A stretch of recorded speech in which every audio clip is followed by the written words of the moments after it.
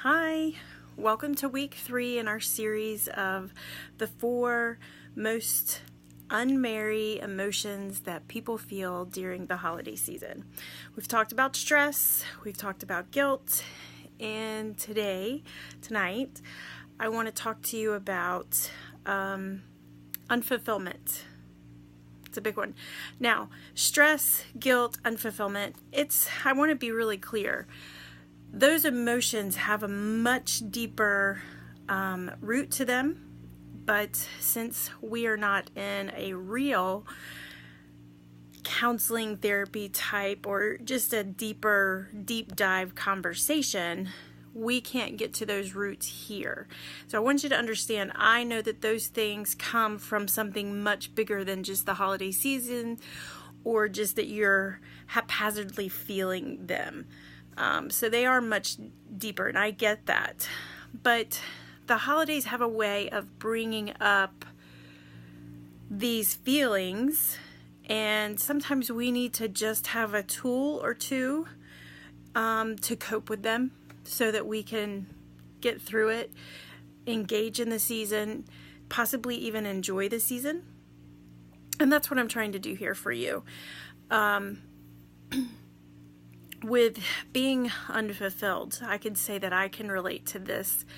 When I was single, it's very easy to feel unfulfilled because everybody else is connected. They have their people, their person.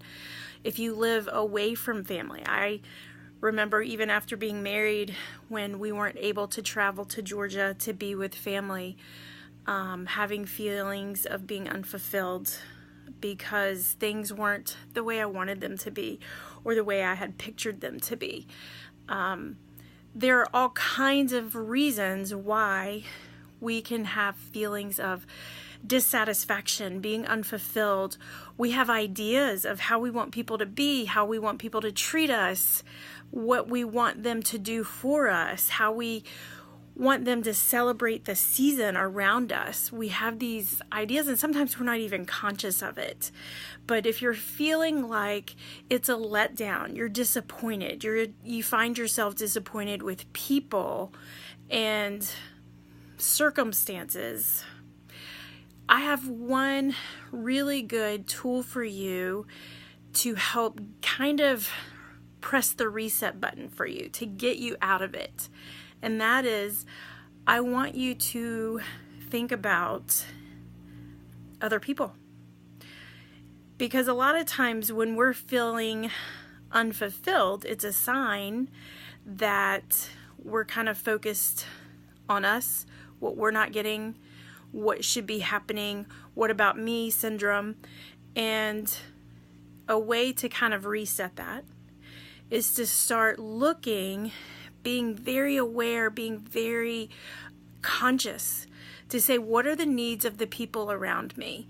What can I do for them? Or if there are things that you love to do at the holidays, instead of waiting for somebody to invite you to be a part of that or bring you in or to suggest it.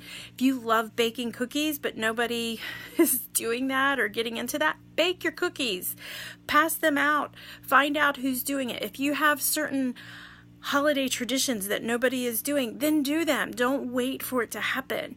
If you've got some bah humbug people in your family or your circle of friends, don't wait on them to change that. You be who you want to be during the holiday season and focus on what you can do to spread that joy, to spread what you would like to other people. Find out what the needs are around you. Serve other people. Take on a servant's heart, that's how I like to phrase it, and serve. Because when we tend to focus on the needs of others, number one, we start to feel gratitude for how good we have it or for what we have. Two, we forget that things aren't as we would like them to be in our own life because we're focused on other people. And those are two really good paybacks, for focusing on outward versus bringing the focus inward. So that's my biggest tool to help you with feeling unfulfilled during the holiday season. But I really want to encourage you, if this is something that you live with past the holiday season, maybe talk to a professional, find somebody to talk to and kind of unpack that, do a deeper dive. And that would go with anxiety and stress as well, things we've already talked about a little bit. If you're plagued with feeling guilty often and not just during the holidays, talk to somebody. Next week, we're going to be talking about the hardest emotion of all, grief. So tune in. And if you know somebody who may be walking that journey, encourage them. If you know someone who is alone during the holiday season, be that person who extends an invitation.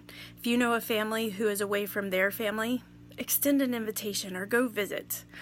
Offer to bring something, bring some cheer. It'll do them good, and I know it will do you some good. Till then, have a Merry Christmas.